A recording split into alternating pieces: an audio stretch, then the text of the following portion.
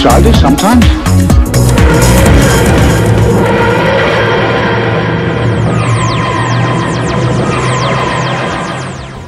But anyway, does anybody have any questions? Hello. I heard you say something about losing the right to the Daleks. That's the first I've heard that. What does that mean? Oh, it's been out there.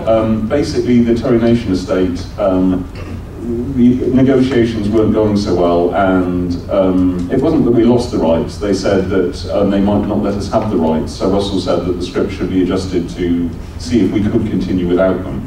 And this was, you know, it was sorted out a couple of weeks later, and Rob got to put the Dalek back in. Hello.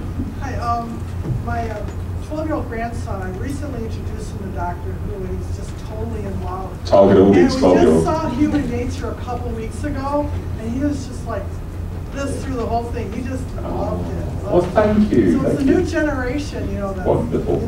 They're the ones you've really got to please, the small children. That's who Doctor Who is for, firstly. Hello. You just mentioned that's a terrifying concept. This is mainly for, it just scares the crap out of me.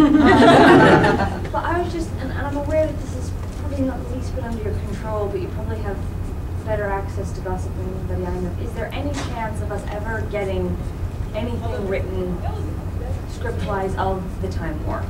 Because it sounds just terrifying and dramatic and wonderful, and I want to watch it or read it in a comic book or something. Well, is there any chance? The question was: is there any chance of getting anything of the Time War out there in the world in terms of the TV show or the books or the comics?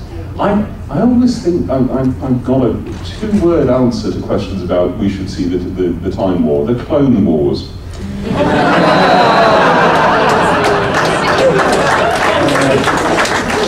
Weren't the Clone Wars so much better before we saw them?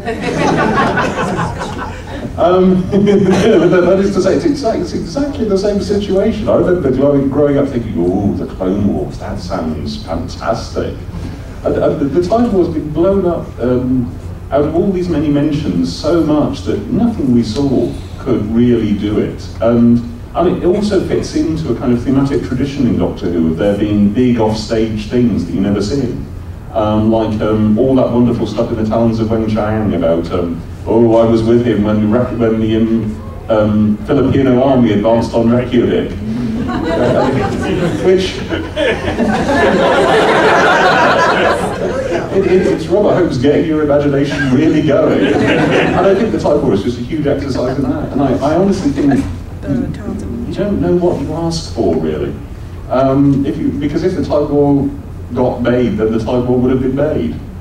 And maybe we should then come up with something else that was off-screen and legendary and romantic, you know. But, hello? Yeah. In that same vein, actually, I love when you guys make mention of historic figures of like the Doctor being like, oh, Queen Elizabeth, oh, but then we never see it. Yeah. I was just wondering how much research goes into those historic timelines and. Well, it's hard for me to talk about, you know, stories that aren't mine, but I know a bit about what others have done. Gareth Roberts of the Shakespeare Code. I know Gareth really knows his Shakespeare and has written a lot of his Doctor Who novels are about historical situations. He's got a wonderful William Hartnell one called The Plotters, which is a comedy about the TARDIS crew falling in with Guy Fawkes. And there'll be fireworks or something like that. Actually, we do see Queen Elizabeth at the end of the Shakespeare Code, of course, and that's why, presumably, she's very angry at the Doctor. Yeah, how much? Yeah, it varies vastly, like it did on the old Who.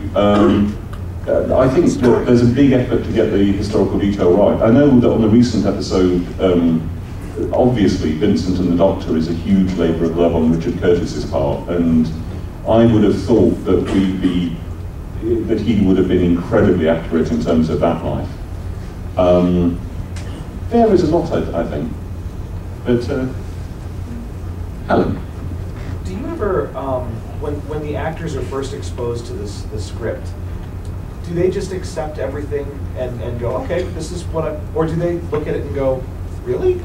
Well, I think actors largely say everything that's in the the shooting draft of a script. But there's always room for negotiation with a director. It's there's not a lot of time, but they do have an input, and often an actor will cause certain things to smooth out, cause certain things to be noticed just with a performance. But yeah, there's always room for negotiation, and they do change things. But I do laugh, however, at those all those documentaries about old TV shows you get where some TV cop Jew of the 1970s is saying, "Oh, we threw the scripts out of the window and made it up as we went." No, you didn't. What you mean by that is, you asked the director if you could say "A" at the end of one of your lines, and he said yes. Actually, the big difference, the big exception to that seems to have been Tom Baker, who, especially with Lalla Ward, does genuinely seem to have made up large chunks of it. Because the shooting script for Sharma is nothing like the next movie. But anyway, I'll try and find somebody at the back. Hello, you yes. Going back to human nature, family, and blood, you managed, and I think beautifully, to put so many different themes in there. There's an anti-war message in there, there's an anti-racism message, there's an anti-classism message, there's the love story, there's some magic, there's a little, there's obviously, great sci-fi, villains and demons. That's an example of doing it really, really well. And my favorite part of the episode is when Joan looks at the doctor and she's like, I don't know who you are. I'm not going with you. How do you do that without just going completely too far or over the top? How do you, or I suppose, pitch scenes without going too far and over the top? Yeah. I should note that scene you liked so much of the doctor going back to Joan and Joan being freaked out by him and sending him away. It's in the book. About half of it as it stands is written by Russell. That's one of Russell's big contributions to the episode. I carefully say that these days because I think it's important that when somebody says, "Oh, I liked a particular scene," that a writer should indicate if it's not entirely theirs. But it's fantastic stuff, and Russell especially wrote. The bit that everybody always quotes in that scene. Anyway, sorry. But it's a matter of drafts back and forth. You'll light on the right tone for a scene, and then you'll smooth everything else out around it, and then sometimes that alters the tone for the scene in comparison to others. And it's always important to have comedic moments and to not make everything at the same emotional level, so that when you get to the big punch, it really hits. It's basically just the job of everybody involved,